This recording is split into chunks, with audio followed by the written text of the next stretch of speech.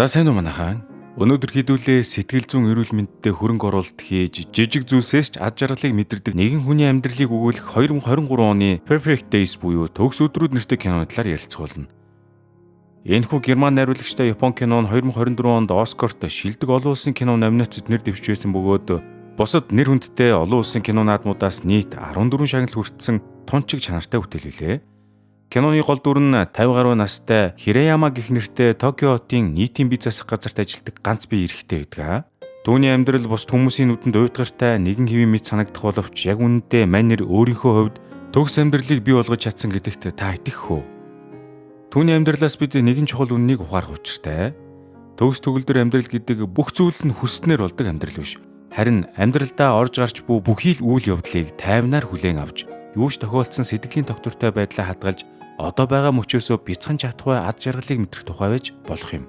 Ингээд бүгдээрээ киногоо эхлүүлж хариултыг нь хамтдаа олцгоё. Өнөөдрийн контентоо бид ондоотой хамтран хүргэж байна. Дата дуусах бүрд дахин багц авах, сарын дундуур цэнэглэлт хийх, үлдэгдлээ байнга шалгах шаардлага гардаг бол ондоогийн зүгээс шинэ хэрэглэгчдэд зориулсан илүү хэлбэр сонголтыг санал болгоод эхэлжээ. Тэр нь юу вэ гэхлээр шинэ хэрэглэгч та өөрийн сарын хэрэглээнд тохирох багцаа нэг удаа идэвхжүүлээд 30 хоногийн турш дахин цэнэглэлт хийх шаардлагагүйгээр ашиглах боломжтой болж байгаа юм байна. Тухайлбал дата их ашигладаг хэрэглэгчдийн хувьд 100 ГБ датаг 11,000 төгрөгөөр, харин дата хэрэглээгээ хязгаарлахыг хүсдэггүй хэрэглэгчдэд хязгааргүй датаг 20,000 төгрөгөөр сонгох боломжтой. Багцаа идэвхжүүлсэн байхад бүтэн сарын турш ахин цэнэглэлт хийх шаардлагагүй. Хэрэглээний үлдэгдлээ бүр шалгах хэрэггүй, нэмээд яриа, мессеж хэрэглээ хязгааргүй ашиглана. Ондоогийн шинэ хэрэглэгч болохын тулд ондоо цэг хэмээн сайт болон ондоо аппликейшнээр бүртгүүлэхэд л хангалттай. Нэрэн шинээр бүртгүүлэхдээ өөр таалагдсан дугаараа сонгоод тэг төгрөгөөр авах боломжтой байдаг шүү. Ондоогоо асаачсан урд нь алхаж яваа та нар минь нэгдэж амжаагүй нэгнээ уруу татаж бөөн датаг хайр найргүй утсанд нь асааж өгч баярлуулаарай. Ондоо. Дуустдаггүй дата хэрэгтэй юу? Хязгааргүй хэрэглэх дата, яриа, мессеж ердөө 20,000 төгрөг. Ондоо чиний яв.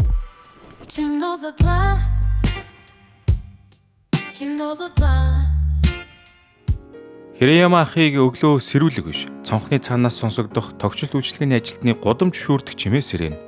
Тэр нүдэ нэмэгцээ босч, орд дээрээ нимбайлан хураах бөгөөд түүний дэргэд өмнөх хорой уншиж дуусаагүй ном хэвтэнэ. Удалгүй манер доош ууж нүүр гараа угаан сахлаа нимбай гихч нь хусаж, дараа нь өөрийн арчиж тордон ургуулдаг нэлх модны сулхацаа усалж тэднийгээ хараад бяцхан Мишель тодруулна. Эцэст нь Токио хотын нийтийн бие засах газар гэсэн бичгтээ ажлын дүрм тувцаа өмсөж, үүдний хэсгийн тавиураас утас, төрөвч, камер, түлхүүр, цаг, задгаа мөнгө зэрэг өөрт хэрэгтэй зүйлсээ халааслаад үүдээр гармагцаа тэнгэр өөд харан дахин нэг инээмсэглэх нь яг л шинэ өдрийг талархал дүүрэн өгтөж байгаа мэт харагдана. Ойрхон байрлах автомат машинаас дуртай кофегаа авч уугаад машина асаахын өмнө хуучин кассетууд дундаас нэгийг нь сонгоно. Дуртай хөгжмөө сонгонгоо Токио хотын Sky Tower-ын хажуугаар өнгөрөх мөчөд түүний өдөр эхлэх мэт болно. Хирэяма ах маань нийтийн бие засах газрын цэвэрлэгээний ажил эрхэлдэг бөгөөд хамгийн гол нь түүний ажилдаа хамаг сэтгэлээ зориулж нимбалан ажилдаг байдал нь үнэхээр бахархмаар. Тэрээр шалан дээрх хогнуудыг нэг өвчлөн төөж, нойлын цааснуудыг шинчилж, ил гадаргуу булан дохоо бүрийг сайтар арчиж цэвэрлэнэ. Хүний нүдэнд ил харагдахгүй хэсгийг хүртэл жижиг тойл ашиглан шалгадагч байх шиг. Хэрв түүнийг ажиллаж байхад хин нэгэн бие засахаар орж ирвэл манер юу ч хийлгүй гадаагараад хүлээдэг. Тэгж хүлээнгээ бас моддын навч дундуур тусах нарны гэрлийг ширтээд өөрийгөө баярлуулчихж байгаа. Ийм өчүүхэн жирийн агшнууд л түүнд аз жаргал авчирдаг. Гэтэл ах таамд ажилладаг залуу үргэлжил ажилдаа хоцордог нэг юм байв. Тэр залуу Хирэяма хахад хандан ганц хүн ороод л бохирчих юм дээр тэгтлээ нухацтай хандах хэрэггүй гэж мэгэд өөрөө болохоор ажлын хажуугаар уцаараа тоглож байгаа нь тун ачаалалтай. Гэвч Хирэяма ах түүнтэй хизээж маргалддаггүй. Нэг өдөр цэцэрлэг түрээлэнгийн ойролцоо ариун цэврийн өрөөг цэвэрлж байхдаа Хирэяма ах уйлж байгаа бяцхан жаалтай таардаг. Улмаар Хирэяма ажлын бэлэгээ тайлаад хүүг тайвшруулж ээжигээ олоход нь туслахаар болно. Удалгүй түүний ээж нь гарч ирээд хүүгээ олсондоо талархахын оронд уурлаж бухимдан Хирэямагийн хүрсэн хүүгийнхээ гарыг нойтон салбитгаар үрж арчаад хэцүүдлээ бүр. Яг л түүнийг бохир муухай хүмэд дорд үзэж баярлаа гэж хэлэх нь ч байтугай эргэж харалгүй тэндээс яаран яв. Мэдээж Хирэяма энэ бүхэнд огтхон ч уурлаж гомдохгүй. Харин ээждээ загнуулаад явж буй хүү ах хүү рүү эргэж хараад сэмхэн гараараа даллах л Хирэямад хангалттай ад жаргалыг мэдрүүлж байв. Хирэяма тэр бяцхан үйлдэлд нь сэтгэл нь хөдөлж инээмсэглсээр хариу даллана. Өдрийн хоолны цагаар ах хүү маань сүмийн урд талбайд байрлах модны сүдэрт суугаад даруугаан гихч нь өдрийн хоолоо зоглоно. Хоолж дуусмагцаа хуучны аппаратаа гаргаж ирээд модны мөчөөр навч дундуур цацрах нарны гэрлийг хальсанд буулгана. Түгээр цогсонгүй Том модны юрол бяцхан модны суулгаж зургаж байгааг нь олж хараад тэр хаваар өнгөрөх лам багшаас харцаараа зөвшөөрөл хүсэж нарны гэрэл хүрч чадахгүй арай ядан ургаж уу суулгацыг болгоомжтой ухаж гаргаад гэртээ авчихар шийднэ. Ингээд ах маань бяцхан ургамалд мод болох ургах шин боломж хайрлаж байгаамаа. Ажлаа дуусны дараа Хирэяма ахад хуучны касетаа сонсон гэрийн зүг жолоо зална. Мэдээж гэртээ ирээд хамгийн түрүүнд нөгөө суулгацаа жижиг савнд шилжүүлж ажлын хувцас солиод гэрээс гарч дугуйгаа жилсээр халуун усны газарт очиж байгаа юм. Ариун цэвэр сагсны дараа тэрээр аадар бороо ороод исэн тул байнга ордог. Метроны буудлын хоолны газарт очиж хэсэг бейсболын тоглолт үзэж суугаад бороо зогсохгүй тодорхой болсон тул гүрийсээр гэртээ хардаг. За тэгээд мэдээж унтахын өмнө нөгөө унш дуусаагүй номоо үргэлжлүүлэн өнөөдөр тохиолдсон бүхнээ эргэн нэг дурсаад нойрны ертөнцөд умбана. Шинэ өдөр эхлэхэд бүх үйл явц яг л нэгэн хэвийн байдлаар давтагдана. Одоо болтол амьдралдаа өглөө өдрийн хөвшил гих зүйл тогтоогүй хүмүүс байвал бараг ахыг дуурайгаад үцхэд гэмгүй л болов. За энэ хүртэл Хирэяма ах маань тогтуун тайван өдөр бүр давтагддаг амьдралдаа сайхан амьдарч ирсэн. Гэтэл нэг өдөр нөгөө хамт ажилладаг залуугаасаа болж юмс нэг л өөрчлөгдөх тал руугаа болоо явчлаа шүү. Тэр өдөр өнөөх бүтлгүү залуу чинь нэг бүсгүүтэй болцохоор төлөвсөн ч моцикл нэвтэрчихсэн тул Хирэямагаас машина төр зээлдүүлэхийг гуйсаар байгаа зөвшөөрөж дөнгөнөө. Зээлүүлэгч гэжтэй манай харын судал дээр 3 дахь читгээд бол товирчихсан явж байгаа юм. Машин дотор сууж яваа болзоод өсгүүн ахын хуучны касетуудыг нэлээд сонирхоод байсан болохоор Хирэяма түнд Пати Смитийн нэгэн дууг сонсоход өнөөх нь бүр үнэн сэтгэлээсээ шимтэн сонсч эхэллээ. Залуу хүн хуучны дууг ингэж хайрлаж сонсож байгааг хараад түрүүнээс хойш хөмсгөн зангидаастай байсан Хирэяма ах маань ховорхон инээмсэглэлээ гаргаж байгаа нь харагдана. Гэвч бүтлгүү залуугийн болзоо бүтлгүү л байдаг юм байна. Нөгөө өсгүн гинт замын дундаас бууй гэх нь тэр. Тэгснэ шүн бааранд ажиллах болохоор нөгөө залууг завтаа бол хүрээд ирээрэй гэж хэлээд буугаад яваад өчлөө. Залуу чачин царайлж хажуугаар нь бас Хирэяма данзаархдахгүйгээр сонсч байсан касетыг нь сэм бүсгүн цүнхэж шургуулж орхисон байдаг. Бүсгүүг явсны дараа бүтлгүү залуу маань цалин буух болоогүй ямар ч мөнгөгүй нэдэргээд амьдралд нь ямар ч хамааралгүй манай хахад баахан гомдолж эхэллээ. Үгүй түүгээр зогсонгүй Хирэяма ахын хуучин ховор касетуудыг нь зарж хитэн yen хүрхүү үзэн идэргээд пенсны дэлгүүр рүү хүчээр дагуулад явж байгаамаа. Дэлгүүрийн эзэн тэдгээр касетнуудыг шалгаад 70-аас 80-ад оны маш ховор ганцхан ширхгийн хэдэл хэдэн 10,000 йений үнд хүрч болох тухай дуулгана. Улмаар бүтлгүү залуу Хирэямагаас касетуудаа зарж мөнгө зээлээ чимэн гуйж говшиж эхэллээ. Гэтэл үргэлж тайван илдэг байсаар ирсэн Хирэяма энэ удаа бараг л уурлангаа алдаж касетуудаа зарахыг ягаад ч зөвшөөрсөнгөө. Гэсэн ч эцэст нь сайхан сэтгэлдээ бууж өгч төрөвчөндөө байсан хамаг мөнгөө түүнд өгöd явуулав. Ингээд ах маань өөрөө гэртээ хайр болоход замд нь машин шатхуунгүй болж цааш явах боломжгүй боллоо хөрхий. Төрөвчөндөө ямар ч мөнгөгүй үлдсэн Хирэяма аргаа барж ямар сайндаа халаасантай байх хамгийн хайртай касетаа олж хараад нөгөө дэлгүүртээ аваачиж зархаар алхаж яваа харагдана. Ер нь тэгээд хэний ч хувьд замд явж байхад машин бензингүй болох, мөнгө хэрэгтэй үед халаас хоосрох, гар утсандаа нэгж датаагүй болох зэрэг үзэгдэл чинь бас л төр хугацааны амтлагид гацалт үүсгэн шүү дээ.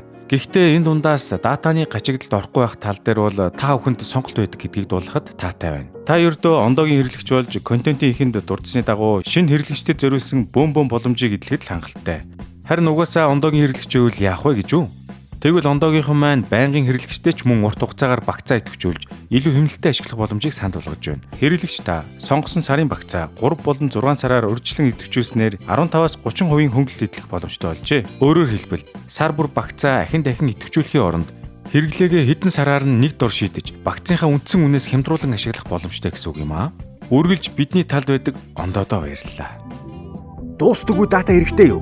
Хязгааргүй хэрэглэх дата. Яриа, мессеж ердөө 20,000 төгрөг. Ондоо чиний тал. За буцаад кинонд орцгоё. Ерөнхийдөө бол ажлын газрын хэнэггүй хамтрагчийн ачаар Хирэяма ахын маань тэр өдрийн тогтсон хөвшил бүхэлдээ алдагдаж нийтийн халуусан дааж орсонгүй байн очдог хоолны газраараач очисонгүй. Гэртээ хараад нэг аяга бэлэн гомын ицсэн болоод орондоо орлоо.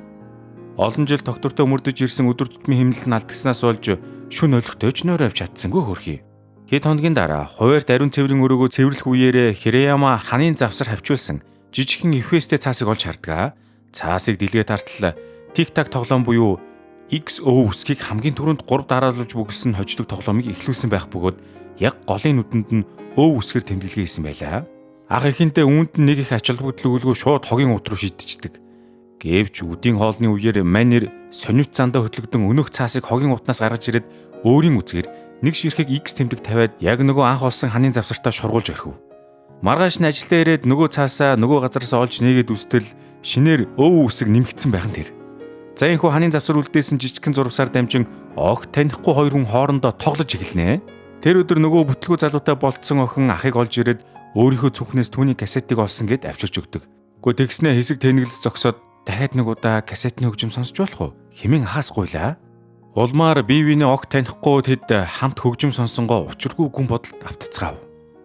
Хөгжмөө сонсож дууссаны дараа охин баярлаа гэж хэлэнгүүтээ Хиреямагийн хазар дээр нүсэд буугаад явчихдаг. Энэ гинтийн үсэл ахыг тунгих гайхшруулж манер өдөржингөөл элдвийг эргцүүлэн төгс өдөр гэдэг дуу сонсонгоо эморсоор өнгөрөв. Гэхдээ ахын хувьд энэ бүхний эцэст ямар нэгэн хүлээлт үүсээгүй байдаг. Зүгээр л эдгээр амьдралд нь орж гарах богинохон мөчүүдийг сэтгэлдээ нандинна. Амралтын өдөрч Хиреяма тогтсон хэмнэлийн дагуу амьдрна. Ажлын хувцас агуулгын газарт авчиж угаан дараа нь гэрэл зургийн шинэ хайл судалдаж авна. Буцаж ирэн гэр орнод цэмбитлэн цэвэрлж авсан зургуудаа ангилна. Таалагдсан зургуудаа жижиг төмөр хайрцагт хийж хадгалах бол таалагдаагүй зургуудаа шууд устгалд оруулна. Шүүгэнд өрөөстэй төмөр хайрцаг бүрт онсраар нь тэмдэглэсэн түүний амьдралын нэгэхэн хэсэг дурсамжийг илтгэх гэрэл зургууд дүүрэн бий. Үүний дараа ах хүү номын дэлгүүрээр орж шинэ ном аваад орой үе ордог жижигхэн бааранд очиж хэдэн хундаг цааш харуулв. Баарны эзэн нь ганц бие эмэгтэй байдаг бөгөөд тэр үргэлж Хиреямад халуун дотны үйлчлэгээ үзүүлдэг. Тэд бараг хоорондоо ярилцдаггүйч хөндлөнгөөс харахад манайх энэ ихчид сэтгэлтэй юм шиг байгаамаа. Баарны эзэгтэй амьдралын урт замыг туулсан хүний тухай баяр гуниг хосолсон хуучны дууг бас л уяртал дуулчих юм аа. Маргааш нь Хиреяма хамгийн сүүлийн ариун цэврийн өрөөгөө цэвэрлэхдээ юуны өмнө ханын завсар тавьчуулагдсан зурвасаа шалгана. Нөгөө талаас ямар нүүдэл хийснийг хараад өөрийн нүдлээ хийж буцаагаад байранд нь хийв. Ингээд бас нэгэн урт өдрийн дараа гэртээ ирэхэд үүдний шатан дээр нэгэн өсвөр насны охин түүнийг хүлээгээ сууж байлаа. Тэр бол олон жил уулзаагүй төрсөн дүүгийнх нь охин Нико байв. Бодвол Нико охин ээжтэйгээ муудаад гэрээсээ зогтсон бололтой. Ийхүү Хиреяма ах маань урилахгүй зочиндоо унтлахын өрөөгөө гаргаж өгөөд өөрөө доод давхрын шалан дээр унтаж байгаа юм. Маргааш Нико наг захтайгаа хамт ажил руу дагаж явахаар болдог. Өдрөн дандаа ганцаараа ажилд явдаг байсан бол энэ удаа хин нэгэн түүний ертөнцийг хуваалцсан хамтдаа хуучны касет сонсон нэлээд чимээ шугуунтай өдөр хэллээ. Нико охин наг захыхаа ажилч бүг бодлогошрон ажиллах зураа гар утсаараа зургийг нь аваад амжив. Өдрийн хоолны үеэр тэд модны доор хамтдаа сууцгаана. Нико багада наг захаасаа бэлгэнд авч исэн камераараа мөн л навч дундуур тусах нарны гэрлийг буулгана. Охины хувьд наг захтайгаа адилхан жирийн амьдрал ахугаас гоё сайхныг нь олж хардаг нэгэн байв. Нико удалгүй наг захыхаа цэвэрлэгэнд нь хүртэл тусалж эхэллээ. Өдрийн цайны цагаар Нико охин ам нээж ээж та хоёр анхнаасаа хоорондоо таардаггүй байсан уу? Таны тухай асуухаар ээж дандаа л сэдв өөрчлөд өгдөг. Би анх удаа л гэрээсээ зогтож үзэж байна. Тэгээд хамгийн түрүүнд та миний санаанд орж ирсэн. Гэхдээ Хиреяма охины өдөрч зүгээр л инээмсэглэхээс өөр зүйл хийсэнгүй. Ажил дууссаны дараа Хиреяма түүнийг нийтийн халуун усны газар руу дагуулan явж дараа нь хоол итгэр болцгов. Тэд дугуй унан явх үеэр Нико дахин ам нээж ээж таныг биднээс өөр ертөнцид амьдардаг гэж ярьсан. Гэхдээ Хиреяма намхан дугаар тийм ээ бид өөр ертөнцтэй хүмүүс гэж хариулна. Нико харин тэгвэл би аль ертөнцид нь харьяалагдах юм бэ гэж хэлээд удалгүй тэдний яриа гол ус далай тэнгис рүү далиж охин ахаасаа далай руу хамт явахыг гуйж эхэллээ. Гэвч Хиреяма түнд дараагийн удаа гэж хэлэхэд охин дахиад л дараагийн удаа гэж хизээ юм бэ хэмээн төвчээргүй хоолоогоор хариулт нэхэхэд Хиреяма дараа бол дараа одоо бол одоо гэж хэлдэг. Үүнээс бид түүнийг ирээдүйн талаар төлөвлөж тархиа гашилхын оронд одоодоо амьдрахыг илүү үздэг хүн болохыг нь ойлгоно. Энэ сайхан өдрийн дараа тэд гэртээ ирэхэд гадаан тансаг зэрэглэлийн машин ирсэн байх бөгөөд үүгээр тэдний жаргалтай мөч өндөрснийг сануулна. Машинаас чинэлэг байрын эмэгтэй бууж ирлээ. Тэрээр Хиреямагийн төрсөн дүү буюу Никогийн ээж байсан юм. Удаан хугацааны дараа уулзлаа байсан ч эмэгтэй хальт ахтайгаа мэдлсэн болоод нэлээд тушаасан өнгөөр охиндоо андан яг одоо юм оглоод хурдан гараад ир. Гэртээ харьцгаая гэж хэлв. Ахаасаа бол тэс өөр хүн бололтой. Нико охин наг зах руугаа тусламж хүссэн харж шитгэхэд Хиреяма охиныг ээжтэй тэрсэлдүүлэхийг хүссэнгүү. Тэрээр зөөлөн инээмсэглээд буцаад хизээж ирж болно шүү дээ гэж хэлэн түлхүүрээ өгöd гэрээс юмнуудаа аваад гарч ирэхийг ятгав. Дараа нь охины ээж ахтаа бэлэг болгож дуртай шоколадыг нь авчирч өгöd аав дээр нэг очоорой. Юм сайн санахгүй бас өмнөшгөө ажиллахаа болсон. Нээр нь та жинхнээсээ бие засах газар цэвэрлж байгаа мó гэд их л итгэж ятсан байдалтай асууна. Эндээс дүгнэхэд Хиреяма чинэлэг гэр бүлтэйгээ олон жилийн өмнө түнжин хагарч тэр цагаас хойш ийхүү энгийн амьдралыг сонгох болсон гэж. Ингээд салах мөч болоход Нико наг цахигаа чангаар тэврээд дараа нь машин руугаа тунд ургуу орцуулаа. Харин дүүгээ хэсэг тэнэгэлзэн зогсохыг харсан Хиреяма түүний юу хүсэж байгааг нь ойлгосон мэт ураг шалхаад чангаар тэврэхэд аль альнийх нь нүдэнд нулимс цээлэгнэв. Энэ бол ах トゥ хоёрын олон жил үргэлжилсэн хөндий байдал эвлэрлэр төгсөж буй тун чухал агшин юм. Тэднийг явсны дараа Хирэяма сэтгэлээ барьж дийлэлгүй толгоогоо гудайлган чимээгүйхэн уйлна. Ийхүү Нико охиныг явсны дараагаар түүний ганц бие амьдрал ахин хуучин хэмнэлтэд орлоо. Тэр өглөө нөгөө хамт ажилладаг залуу нь түүн рүү утас зохиж ажилласаа гарч байгаа тухайгаа хэлнэ. Компани богино хугацаанд шинэ хүн олж чадаагүй учраас Хирэяма тэр өдөр 2 хүний ажлыг ганцаараа хийхээс өөр аргагүй төрдөг. Ачаалд нь 2 дахин нэмэгдснээр түүний өдөр тутмын тогтсон хэмнэлийг бүр мөсөн боснуулж орхино. Нилээн ядарч бухимдсан Хирэяма компани руу гавцдаж анхудаа гомдол мэдүүлж үзлээ. Ингээд түнхэн өдрийн дараа манай хүн усанд ч орлого шууд унтаж орхилоо. Аз болоход маргаашнаас нь компани түүн рүү шинэ ажилтан явуулсан байв. Энэ удаа эмэгтэй ажилтан ирсэн байх бөгөөд бүтлгүй залуугууд бол хамаагүй хариуцлагатай хүн гэдгийг хараад Хирэяма ч одоо сэтгэл хангалуун болж байгаа юм. Дараа нь манер ханийн завсарт нуусан зурвасаа гаргаж үзэхэд нөгөө үл таних хүн тоглоомын хамгийн сүүлийн нүдлээ хийчихсэн нэмээд баярлалаа хэмээн бичсэн байв. Ийхүү тэдний бичсэн тоглоом энд хүрээд өндөрлсөн байдаг. Хирэяма инээмсэглэн тэр жижигхэн зурвасыг халаасандаа хийж байгаа нь харагдана. Дараагийн амралтын өдрөөрөө Хирэяма угаалга, гэрэл зураг, номын дэлгүүрээр ажиллаа зэгцэлчээд үргэлж очдог жижигхэн баарандаа хүрээд очтол тэр баар нь хараахан нээгээгүй байлаа. Тэрээр гудамжны эсрэг талын угаалгын газар дотор суунгаа баар нэгтгийг хүлээж өтөл эзэн эмэгтэй нэгэн нэртэй хамт дотгошорж байгаа нь харагдав. Нэх юм бодлого араас нь дагаад орох гэтэл тэр хоёр хоорондоо тэврэлдээд уур амьсгал нэг л сонир болоод явчлаа шүү. Хирэяма тэдэнд саадлахыг хүсээгүй тул чимээгүйхэн тэндээс гараад яв. Улмаар замдаа дэлгүүр орж хитэн лааз шар айраг нэг хайрцаг тамхи худалдаж авлаа. Голын ирэг дээр очиод шар айргаа балгаж авсан тамхиа татаж үстэл хүчтэй ханиалгаж эхлэв. Эндээс анзаархад ахгүй удаан хугацаанд тамхи татаагүй нэлт мэддэгдэж байгаамаа. Ингээд түүнийг зогсож байтал өдөрхөн баарны эцэгтэйтэй тэрвэлдэж зогсож байсан эрэгтэй түүн дээр хурч ирээд нэг ширхэг тамхиггуйлаа. Түүний яриаг сонсохноо тэр хүн Хирэямаг өдөр бааранд нь орж ирээд гараад явсныг нь анзаарсан байв. Тэрээр баарны эцэгтэн экс нөхөр юмсанжээ. Тэд 7 жилийн өмнө салсан бөгөөд энэ ах хүү аль хэдийнэ өөр амьдрал зохиосон ч баарны эгч бол түүнээс хойш ганцаараа л амьдарч байгаа гэж. Харин одоо энэ хүн хорт авдартай болж түүнд амьдрах хугацаа тун бага болцсон байна. Ийхүү сүүлчийн удаа хуучин их нэртэйгээ уулзахаар ирсэн нь тэр байж. Ийм зүйл сонссон Хирэяма түүнийг хэрхэн тайвшруулахаа мэдсэнгүү. Тиймээс зүгээр л нэг лаз шар айраг өгч хамтдаа ууж эхэллээ. Хэсэг хугацааны дараа танихгүй эрэхтэй Хирэяма тандан түүнийг харж хандаж байгаарэ. Би одоо хүртлийн амьдралдаа маш олон зүйлийн хариултыг олоогүй л явна. Гэтэл амьдрал минь дуусах гэж байдаг. Жишээ нь 2 сүүдэр давхцуул илүү бараан хөхтэй болдгоо гэх мэт гэдэл ярьж эхэллээ. Гэтэл Хирэяма түүнийг ядаж сүүдрийн талаарх хариултаа олж авах гэж бодоод гудамжны гэрлийн доор авчирч зогсон өөрийн сүүдрээ давхцууч харцгаав. Дараа нь тэд сүүдэр бараан болж байна. Ямар ч ялгаа алга байна гэдэргээд шаал утгагүй юм дээр маргалдаж удалгүй нэг нэгнийхээ сүүдэр дээр гიშгэж тоглоод яг л хүүхэд чиг томоог үтж эхэлдэг. Үнэн дээр энд сүүдрийн талаар зөв хариулт олох нь огтхон ч чухал биш байлаа. Харин өвчин зовлонг нь хөнгөлөхийн тулд Хирэяма түүнийг гин цайлган аргаар хөгжөөхийг оролдож байсан юм. 50 гарсан 2 харанхуй гудамжаар хүүхэд чиг инээлдэн бие биенийхээ сүүдрийг хөөцөлтөн гүйж байна гэд боддоо. Тэдний инээд нам гүн шүнийн харанхуйг үргээж үл ойлголцол харамсал үхлээс айх айдас үртэл тэрхэн мөчт нь сарнин замхрах шиг болов. Гэртээ ярих замдаа Хирэямагийн царайнд өнөөх танил дөлгөөхөн инээмсэглэл нь иргэн иржээ. Тэр өдөр санаанд оромгүй олон зүйл тохиолдсон ч түүний хувьд энэ бас л төгс өдрүүдийнх нь нэг нь байлаа. Шинэ өглөө дахин эхлэхэд Хирэяма урдын адил өдөр тутмынхаа энгийн хэмнэлүүдийг үргэлжлүүлнэ. Машина жолоодохын өмнө кассетнуудаасаа нэгийг сонгож тавиад нарны гэрэл нүүрэн дээр нь тусахад түүний царай айжмаар аз жаргалын төлөвт шилжинэ. Хэсэг инээмсэглэж байснаа удалгүй нүдэндээ нулимс цэглэгнүүлнэ. Баяр гуниг зэрэгцэн орчих түүний энэ царайны хувирал нь амьдрал яг л ийм байдгийг төгс өдөр зөвхөн аз жаргалтай мөчүүд биш харин олон төрлийн сэтгэл хөдлөлийг хүлээн зөвшөөрч бүгдийг хамттан тэрвэрч чаддаг өдөр гэдгийг чимээгүйхэн хүүрнэх мэт. Хүмүүний амьдралыг яг л байгаагаар нь хүргэхийг зорьсон энэ кино миний хувьд лав төгс кино байлаа. За ингээд энд хүрээд контент маань өндөрлөж байна. Манай сүгийг дэмжиж лайк болон сабскрайб дарахаа бүгд мартаарай. Хэрвээ танд ч гэсэн төгс өдөр байдаг бол сэтгэл хэсэгт бичээрэй. Дараагийн дугаар тун утгагүй. Тэр бол түлээж байгаарай.